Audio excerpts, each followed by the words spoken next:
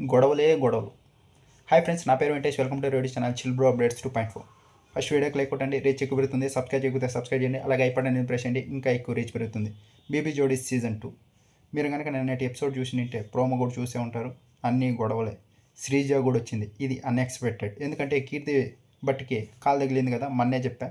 అందుకే ఆవిడైతే రాలేకపోయింది. అందుకే ఆర్జే చేతుకి జోడీగా శ్రీజ వచ్చింది.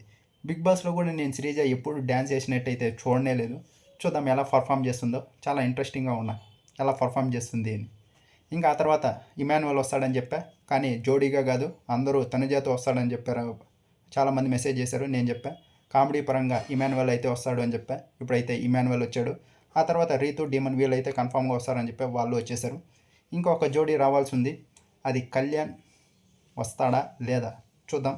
తనుజ అయితే నాకు తెలిసి రాదు. కళ్యాణ్ మ్యాక్సిమం రాడు ఇప్పటికున్న నెగిటివ్కి. వాళ్ళిద్దరూ అయితే రారు.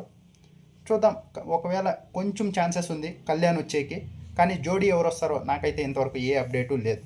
రేపు ఒకవేళ ప్రోమో రిలీజ్ అయితే శ్రీజాని, శ్రీ సత్యాని, నైని పావనిని ముగ్గురిని తిడుతూ కామెంట్స్ చాలా ఉంటాయి. వాళ్ళు పెట్టేది ఎవరు? రీతు డీమన్ ఫ్యాన్సే పెట్టి ఉంటారు. మా వాళ్ళనే తిడతారా మీరు అలా అని.